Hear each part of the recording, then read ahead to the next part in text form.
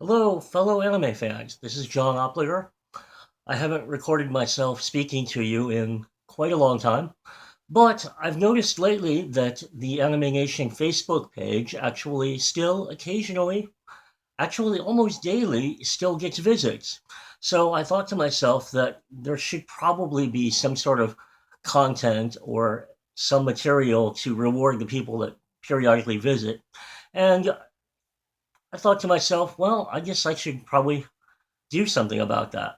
So I've put together a very brief list of notes, and I'm going to have a sort of one sided conversation with you on this afternoon of March 31st, 2017. I mention the date in part because today is the opening day for director Rupert Sanders' live action feature film Ghost in the Shell, which I happened to go and see in 3D IMAX this morning. I had moderate expectations, and for better or worse, the film lived up to, but did not exceed those expectations. I'm not going to put a spoiler warning on my review of the film because it's an adaptation of a 20-year-old film. Well, not quite 20-year-old, but actually 95, 2005. Actually, it's more than 20 years, isn't it? 22-year-old film now. So I don't think that I should need to spoiler tag anything. Furthermore, it's a pretty conventional film, which is part of my disappointment with it. So, any of you that have seen any sort of American sci fi film probably have a pretty good working knowledge of what to expect from this film anyway. In terms of the film being acceptable to a mainstream American audience, I think that there are two primary flaws with it. And those, sadly, are the fact that it really doesn't skew properly one way or the other. In other words, I think that the creators, both the director Rupert Sanders and the multiple screenwriters, including Jamie Moss, William Wyler, and Ellen Kruger, really just didn't have a firm, clear grasp on what type of film they wanted to make or what type of atmosphere they wanted this movie to have. For a mainstream viewer, the film simply is not exciting enough. It's not fast paced enough. The action is not elaborate enough to really be satisfying or comparable to countless other big mainstream sort of blockbusters in this genre or vein. Given that this is a sci fi police procedural, and it's based on a very philosophical and thoughtful source material, this film could have benefited tremendously from being paced and having an atmosphere comparable to, say, Ridley Scott's 1982 film Blade Runner. However, Rupert Sanders' Ghost in the Shell does not exactly skew that way either. It's not quite slow or thoughtful enough to be an art film. So it skews sort of in a no man's land where it's not exciting or gratifying enough for mainstream viewers, but not artistic or considered enough to qualify as an art film. For otaku viewers, for viewers that are intimately familiar with not only the Mamoru Oshii 1995 movie, but also the entire Ghost in the Shell anime franchise, the film has a variety of other disappointing aspects to it. Now, before I get into disappointments, I can say that it's not entirely a bomb. To his credit, director Rupert Sanders put a lot of effort into getting the tactile feel and look of the film correct. The robo geishas are picture perfect from Innocence. The helicopters, for example, are perfect to Innocence. We do, in one sequence, see Motoko wear her, well, a very close proximity to her red outfit that she wears in Arise. There are a number of shots and sequences that are lifted directly or very, very faithfully from the original Ghost in the Shell.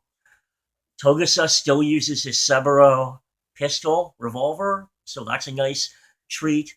We do get to see the Basset Hound, which is, of course, obligatory for Mamoru Oshii, and, of course, at this point, Ghost in the Shell. So there are many aspects that are praiseworthy.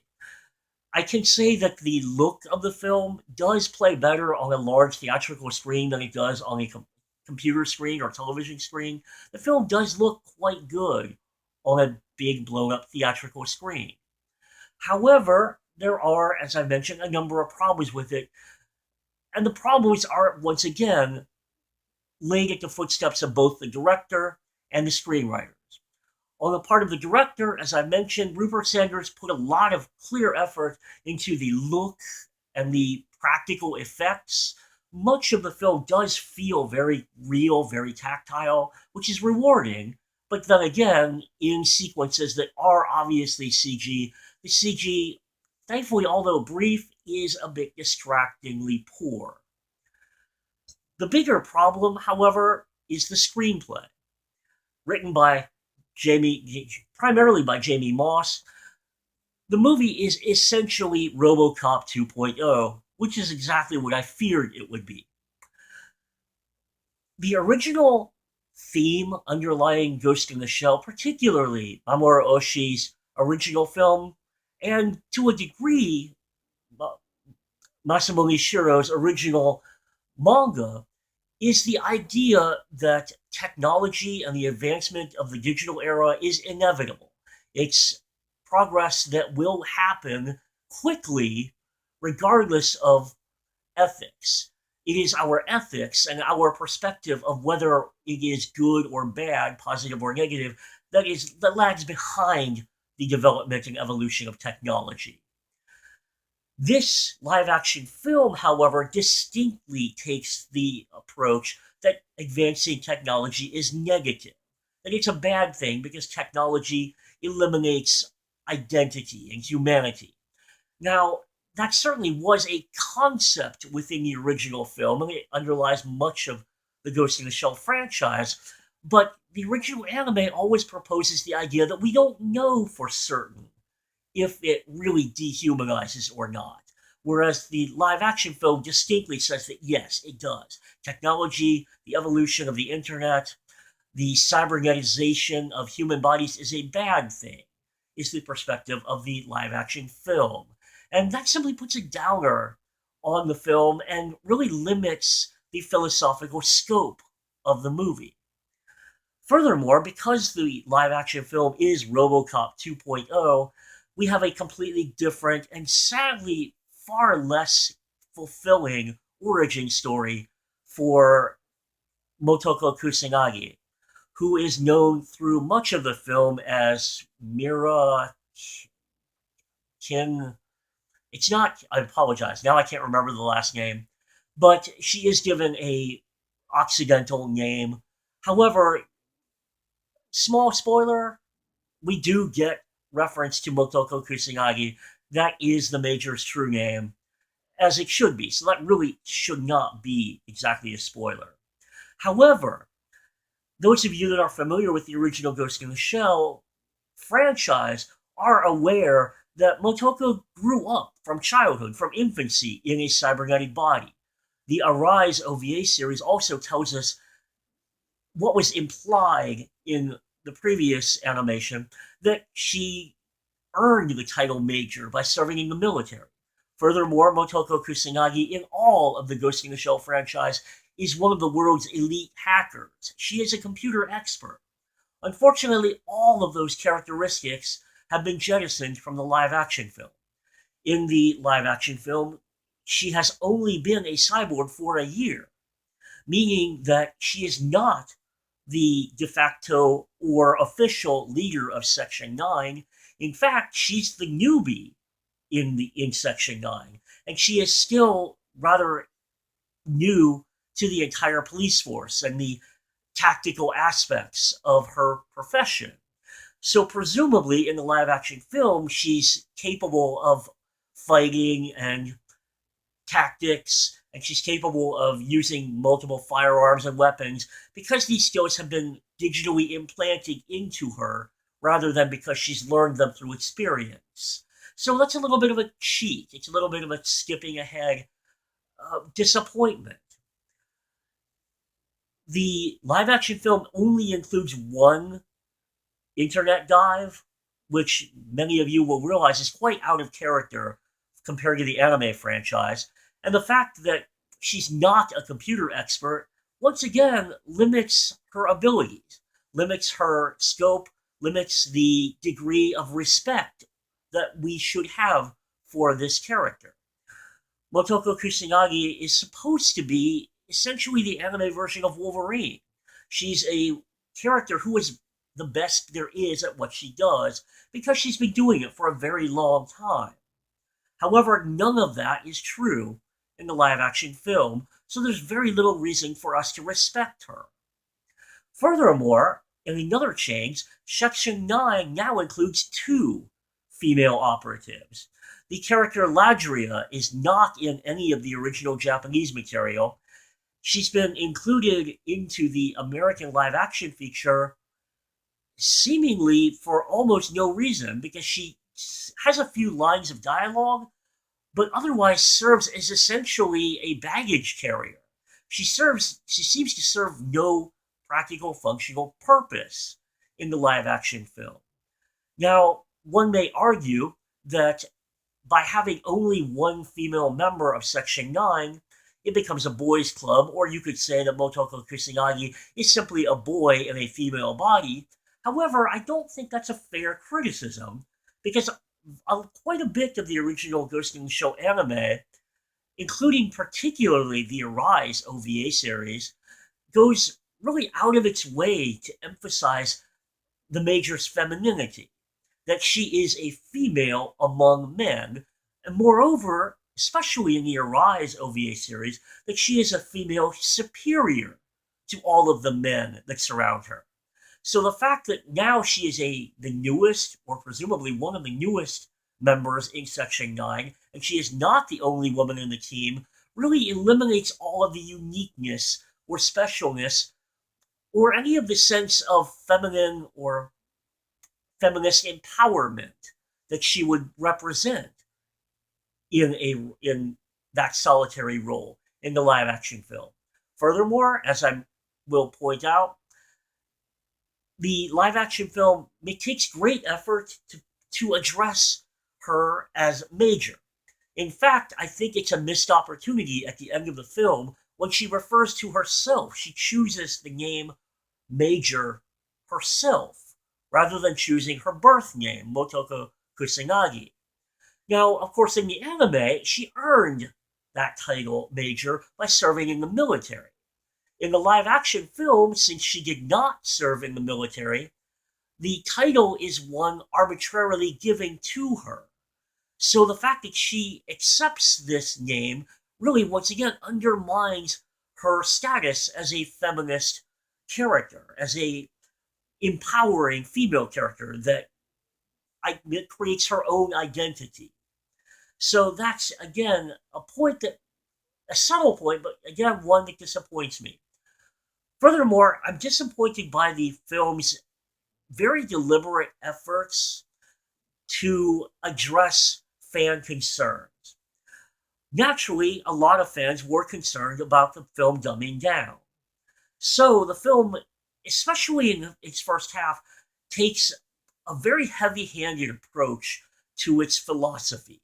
There are a number of sequences, in particular lines of dialogue, that are very expositional, communicating the idea that this is a thinking movie. Were you, for example, concerned that the live-action Ghost in the Shell would question whether or not the digital era compromises human identity? Well, do the characters worry about that? They do, because they bluntly say so. Are you concerned at all about the Major's sense of personal identity? Does the Major, Motoko Kusanagi, in the live-action film question whether she is human?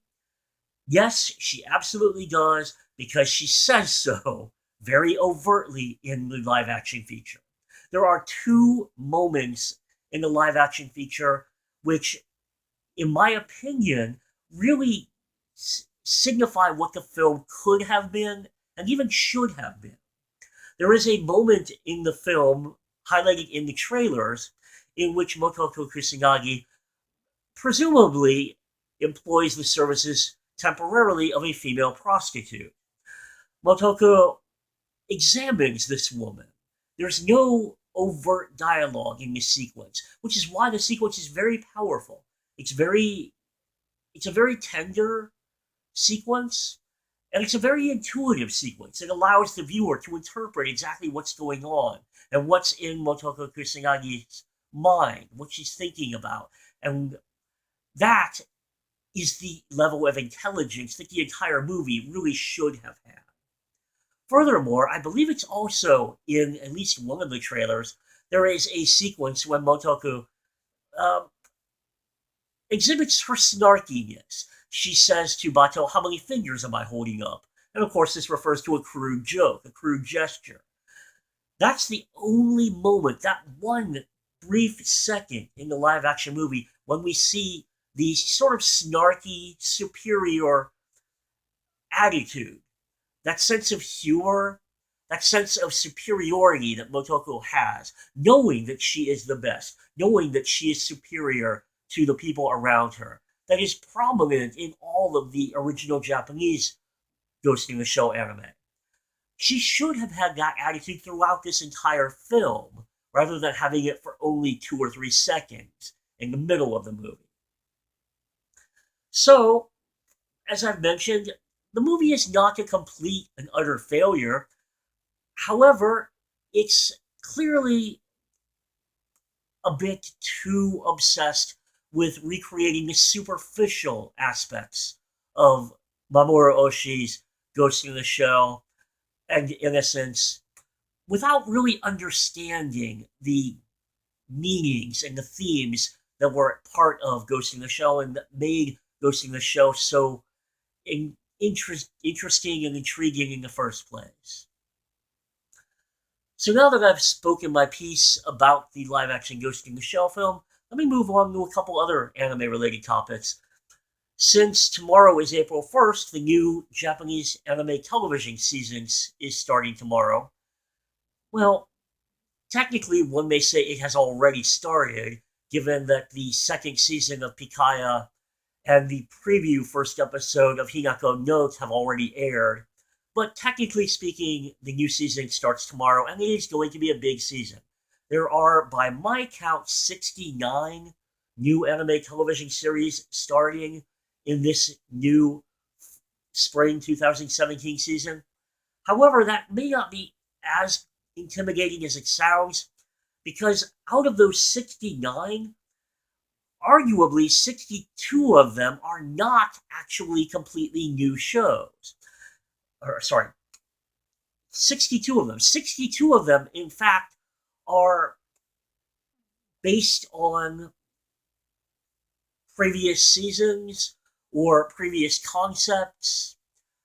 38 of them, in fact, are literal second or subsequent seasons. So there are only a relatively small handful of completely new anime hitting this upcoming season.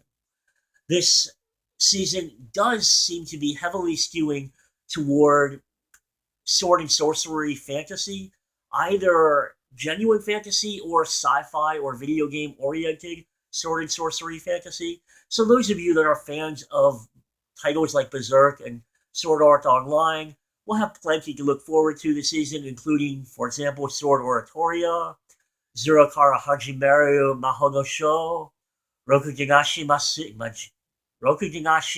Majutsu Koshi no Asheric Records, Shigeki no Bahamut, Virgin Soul, Sin Nagatsu no Taizai, Grand Blue Fantasy, and Shumatsu Nani Shikemasu ka Isagashi desu ka Sukete Morate desu. So, I have to admit that among these 69 new anime that are coming up, there are sadly relatively few of them that I at this point feel really eager about. At this point, I can say that I've heard good word about Sakurada Reset, so that is one of the titles that I'm looking forward to watching. I don't know a lot about it, which is partially why I'm curious, but I'm hoping that it will surprise me with a degree of characterization and narrative depth. I'm curious, among the many fantasy anime that are coming up, I am somewhat looking forward to Shimatsu Nani Shikemasu ka Ishigashi desu ka Shikete Morate Ides, because among all of these sword and sorcery anime that are coming up, this is the one that seems a little bit different, because this one seems to be heavily emphasizing its very melancholy tone to it. This is a show in which 500 years after the extinction of humankind, when the next race that inherits the earth have taken over, strains of uh, the, of course, now that I don't have it written down here, the title has slipped my mind. Humanity has declined, hasn't it? I apologize for not remembering the Japanese title, but it does evoke strains of humanity has declined. However, in this new era, the last soul remaining human wakes up and realizes that the creatures that extinguished humankind are now threatening to extinguish the next generation, the inheritors of the earth. And so he must fight to protect these next generation of beings. So the fact that there's a sense of solemnity, a sense of melancholy, a sense of sadness pervasive in the promotion and theoretically in the narrative of this particular fantasy series has me intrigued. So I'm curious to see how this particular show will develop and play out. I am curious about Toho's Seikai Surikado. I'm not entirely enthused by the fact that it's a full CG anime. However, there have been previous full CG anime that I've watched. For example, um, Aoki Hagane no, what was it? When I need to recall these Japanese names, I tend to forget them. Aoki Hagane no Arpeggio, and most recently, Kemono Friends were full CG anime that I watched. Uh, I also watched Berserk, which was half CG, but say Sekai Surikado is a full CG anime that is a political thriller about a Tokyo politician who is selected to be the world's representative or ambassador to communicate with a visiting alien race. The fact that this is not a concept that is easily compared to any other anime concept, the fact that this sounds like something unique, potentially something um, thought provoking and intellectual, has me intrigued. So this is one of the new season shows that I'm particularly curious about and hoping for the best from. I did watch the Nico Nico Doga premiere of Hinako Note. It is a typical Bishojo comedy slice of life show. I do tend to like these type of shows. Shows like Gochuman wa Usagi desu ka and Yu Yu Shiki and Non Non Biori. So this show follows right into that sort of genre. So I will probably watch this one, although I have to admit I'm not expecting um, wonders from it. I am a little bit curious about another of the full CG shows coming up this season, ID Zero. I believe it's short for ID Operator. Features character designs by Range Murata, which interests me. But this show gives me a vibe similar to Moratsu Uchikaizoku. And similarly, it gives me a bit of a vibe comparable to Planetes. So I'm hoping that this may be a bit of a sleeper. Haven't heard a lot of people talking about this. I don't think there's a lot of anticipation for IDO, but I'm hoping that it will actually, like, for example, Aoki Hagege no Arpeggio a couple years ago turned out to be a sleeper surprise. However, I have to admit that it also gives me the same vibe as Starship Operators. Starship Operators was a bit of a disappointment to me, so I'm not sure about this particular title yet. There are also a couple upcoming shows that are sequels that I'm looking forward to. Natsume Yujin Shoroku will be, I believe, the sixth season of Natsume Yujin Show. Every season has been wonderful, so I'm, of course, like many fans, looking forward to new Natsume Yujin Show. I'm one of the people that loved the Uchitan Kazoku, or Eccentric Family, television program from a couple years ago, so I'm certainly looking forward to Uchitan Kazoku 2. And I'm one of the people that I will admit has been watching and really enjoys Rilu Rilu Fairy Lu. You can make fun of me if you choose for watching a show targeted at 6-year-old girls, but it is a cute shoujo anime that I happen to enjoy. I, in full disclosure, am 44 years old, very now close to 45 years old. I work and support myself. I live on my own, so I do tend to have a moderate amount of personal anxiety and stress. So it's pleasant for me to watch charming anime that are relatively stress relieving, anime that are light and fun, that can allow me to take my mind off real world worries for a time. So shows like Kemono Friends and Rilo Rilo Fairy Lu are the type of anime that I tend to not extensively watch, but in certain measure really enjoy. So I am particularly looking forward to the fact that we will be getting a second season of Really Really Fairy Lu, titled Really Really Fairy Lu Maho no Kagami, or Really Really Fairy Lu Magic Mirror.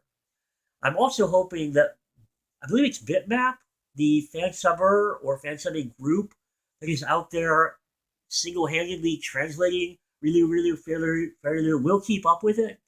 If you're listening, I do watch your episodes.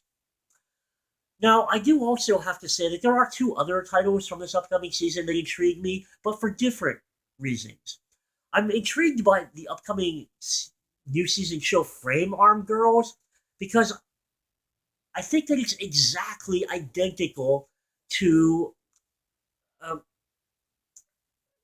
Sky Girls. Uh,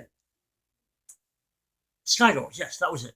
Um, I was thinking of Strike Witches, but no, it's not Strike Witches. Sky Girls, which preceded, or actually came out right about the same time Strike Witches premiered. Frame Arm Girls is essentially it's essentially Sky Girls with a different title. It's the exact identical show from a different producer. So I'm surprised we're getting that rather than simply getting a new season of Sky Girls. I'm also very, very tentative, but leaning away from Muso Shoujo Machiavellianism,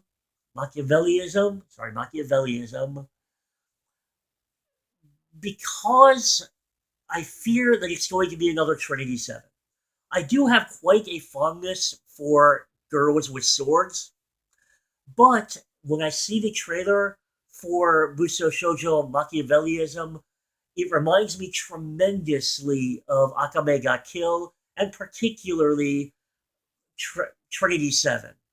I sadly wanted to like both of those programs and ultimately did not. So I think I'm probably going to have the same reaction to Busho Shoujo Machiavellianism. So while I'm not especially looking forward to the new April spring season, I am looking forward to the 2017 summer season because already there are a number of anime from the summer coming up that I'm quite looking forward to. Juni Juni Taisen looks, as far as I can tell, to be a very serious sort of battle of the um, zodiac animals. Now we did get a battle of the zodiac animals in um, Ebi- Ebitan. Yeah, no, it wasn't Ebitan, was it? Ebitan was the school comedy.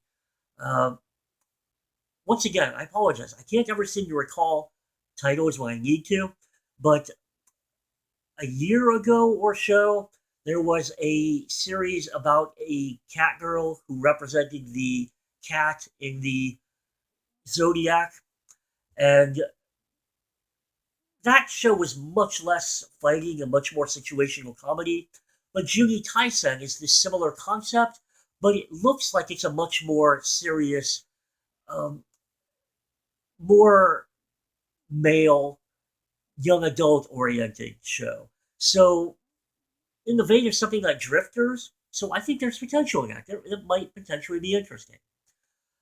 I'm torn over Vatican Kiseki Chosakan. I'm not particularly fond of the Bishonen component of the show, but the fact that it is a show about Vatican priests who investigate potential miracles intrigues me. That's a story concept that we've never seen before in anime. And anytime anime introduces a completely new or original story concept, I'm interested. No Game No Life Zero, the second season of No Game No Life, is coming up this summer season.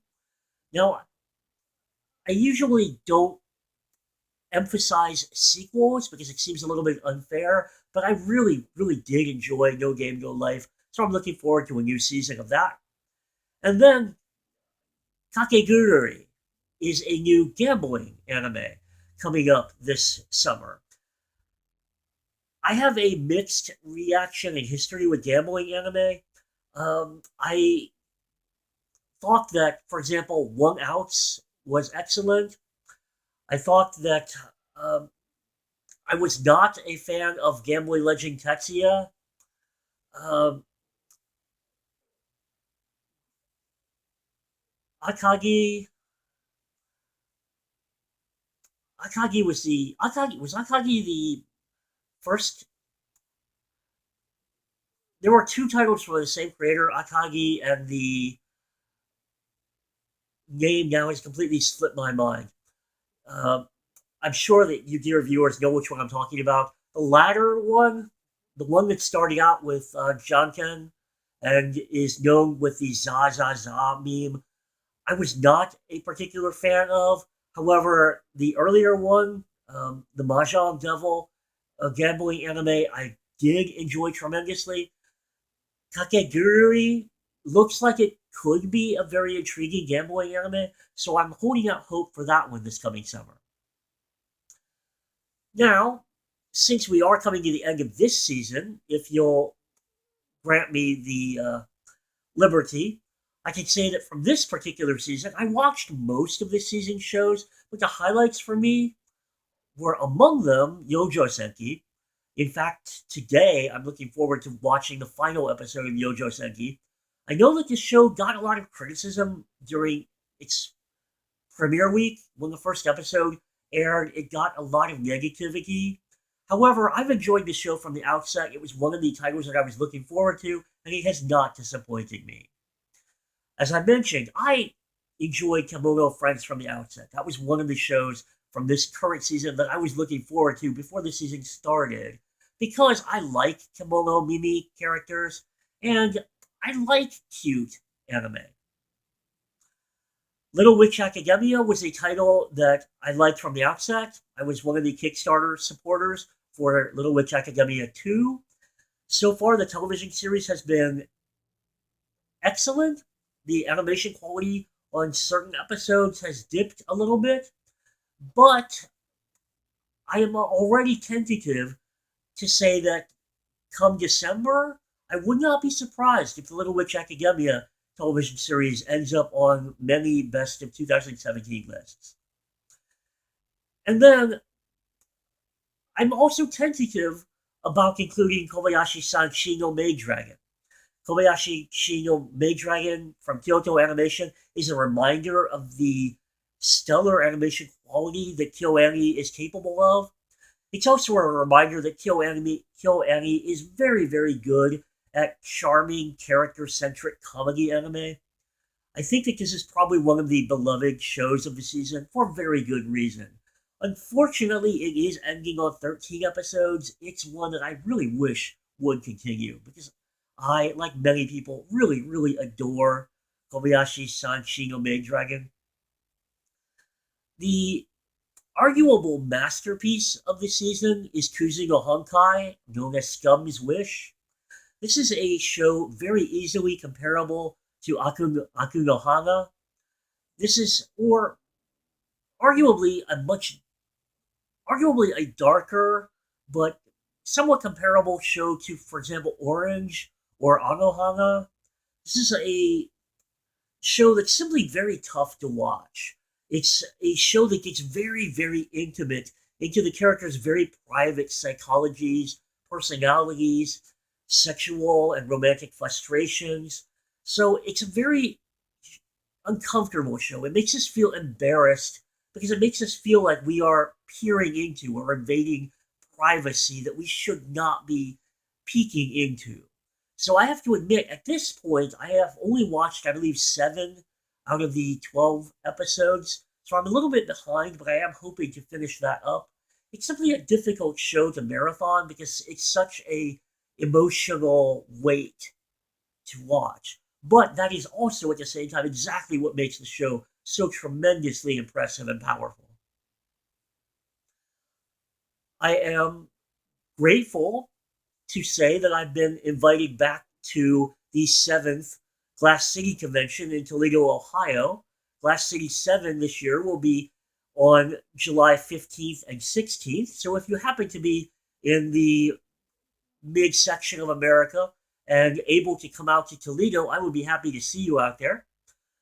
I've gone to nearly all of the Glass City cons, and I'm grateful to the wonderful staff for continuing to bring me out there. This is a con that I feel a personal affinity for, both because I am very grateful to the staff and the opportunity to attend it, both as an attendee and as a guest, but also because Glass City is what I deem a true fan anime convention.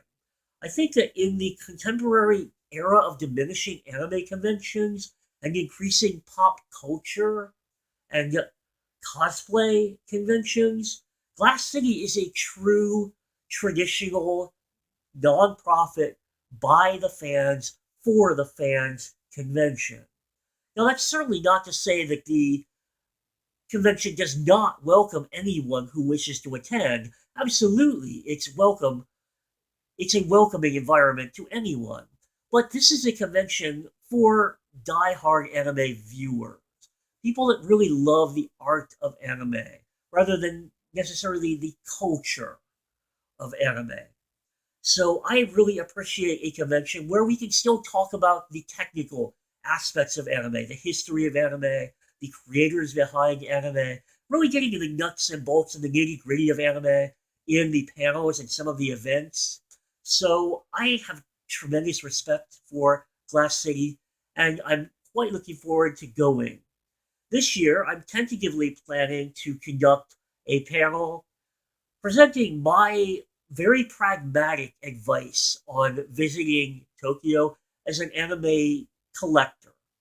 I've gone to many panels that give very broad, generalized information about how to visit Tokyo. I would like to give very, very precise technical information. For example, exactly where you should get currency exchange done, how much money you should change, how you should get to Narita Airport to Tokyo, where the best places to get your hotel are, when the best day to land at the airport is, how long you should expect to stay at the airport before getting out of customs and immigration, where exactly to buy your goods, what kind of expenses you should expect to spend on goods, all of those kind of technical details I'd like to cover. I am developing a audiovisual panel presentation on the iconographic imagery of anime. There are certain visual images in anime that are repeated through multiple shows and even multiple decades. Furthermore, there are certain images that are simply famous, images that simply represent anime. These are the images that I think every knowledgeable otaku should be familiar with. Know what they represent, know what they come from, So I would like to introduce some of those. I'm not at this point absolutely certain what other panel presentations I'm going to develop. So by all means, if you have some suggestions for me, please send them my way. The last thing I'm going to talk about is my book. Those of you that follow Ask John, and I'm grateful that you do, those of you that follow Ask John may know that I've been developing an original fiction novel for 22 years now, it has been. I'm almost ashamed to admit that I started writing this concept in 1995. Actually, I believe it was, in fact, in March of 1995. But I am inching, and I mean inching, ever closer to completing this original fiction novel of mine. It is a novel called Bloody Angel. It's a cyberpunk revenge-esque futuristic fantasy inspired by Japanese anime light novels. It is heavily steeped in both anime culture, Japanese culture, but also Shinto mythology, Christian mythology, and plenty of thematic literary reference and pop culture reference. At this point, I am reviewing and revising the book yet again, and my old AnimeNation comrade, Alden Thomas, is hopefully finalizing a book cover illustration for me. So now I'm hoping to finally, after 22 years, get this book self-published digitally before July 15th, before Glass City Con. Now, I've put many arbitrary deadlines for myself before, and 22 years have passed, so I can't guarantee that I will make this one either. But while this book is very, very personal to me, very intimate to me, very important to me, which is why I've spent so much time working on it and why I've been so hesitant to release it, I do also want people to read it. So at some point, I would like to finally complete it, release it, and then move on to the concluding sequel, which will finish my story about Anastasia Fujiwara and Bloody Angel. So, now that I've addressed all of the points that I had on my list of talking points, I will wrap up this video podcast. By all means, if you have questions or comments for me, please feel free to send them my way. Since this will be on YouTube, if you're interested in upgrading or downgrading this, feel free. Apparently, for reasons beyond me, I actually seem to have a few YouTube subscribers. If you are interested in subscribing or following me, you are welcome to do so. Although, to be honest, and no offense intended, I don't really care either way. Clearly, I don't put up videos on YouTube very often, and I do not monetize these. I don't get any profit or revenue from this in any way. So if you want to praise this video, please do so. If you want to defame or discredit this video, that's your right as well. I don't mind either way. But if I do get some positive comments, maybe you'll see me record these one-way conversations slightly more frequently than once every couple of years as the future progresses. So I hope I've perhaps informed you, if nothing else, kept you entertained for several minutes. Thank you for listening, if you've listened this long. Goodbye.